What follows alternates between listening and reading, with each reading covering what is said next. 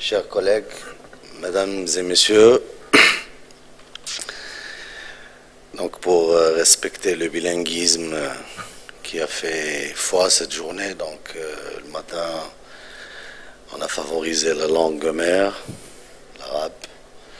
L'après-midi on va essayer donc de conjuguer quelques propos en français.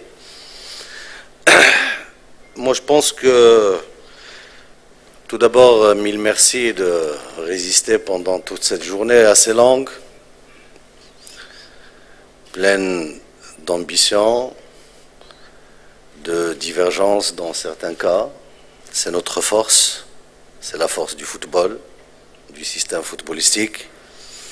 C'est bien de consacrer des temps et des temps pour parler football, uniquement football, c'est véritablement capital.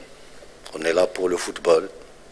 Toutes et tous, vous œuvrez pour le développement du football et votre raison d'être, c'est le football. À la fin de cette journée, donc à côté de mes collègues au bureau fédéral, vous me donnez la tâche, une petite feuille de route qu'on va mettre en exergue. Pour moi, les choses sont claires, je passerai à la vitesse supérieure. Évidemment, dans le processus de changement, de développement, on peut partager, on peut discuter, mais quand on est d'accord, il faut agir. Les processus de management qui se contentent du diagnostic et de la description sont dévoués à l'échec. Il faut bien qu'il y ait la capacité de mise en œuvre. Entre autres, c'est ce que je sais faire dans la vie, c'est de traduire vos propositions dans un temps respecté, pour ne pas dire record, en réalité.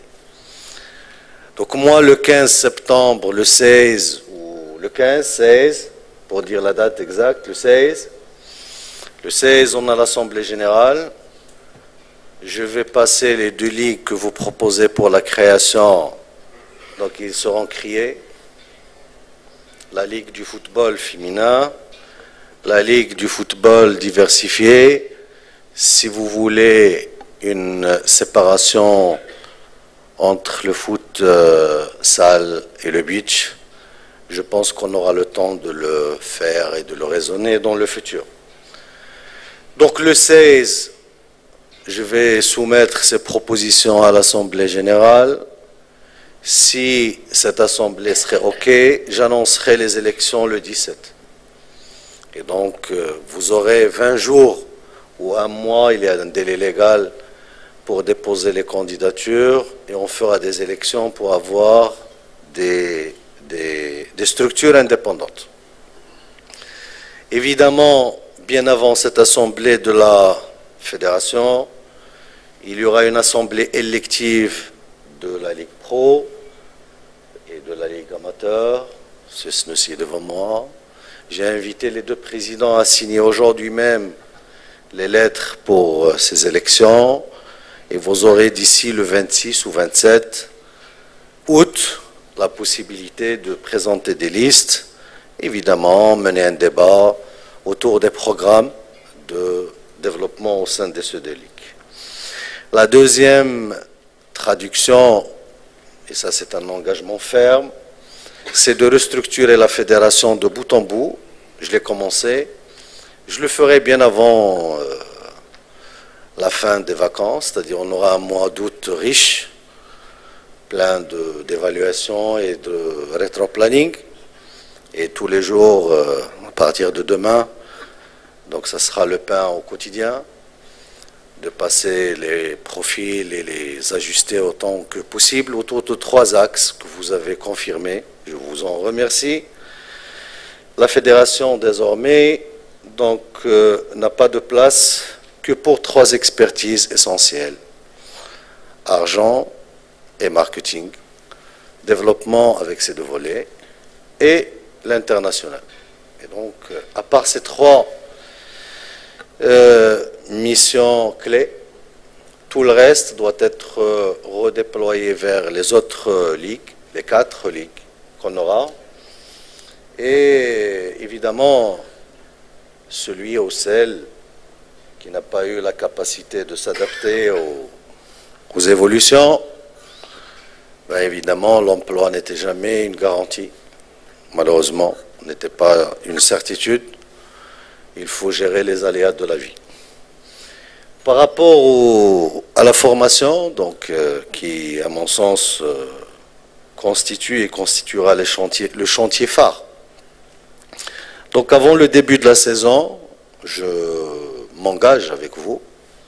D'ici là, on aura restructuré la DTN, au moins au niveau central. On va entamer aussi la restructuration régionale, parce que je sais, effectivement, je sais que les DTN, il y a des DTN qui ne sont jamais passés dans les clubs, mais on a des DTN régionaux. Il faut leur poser la question.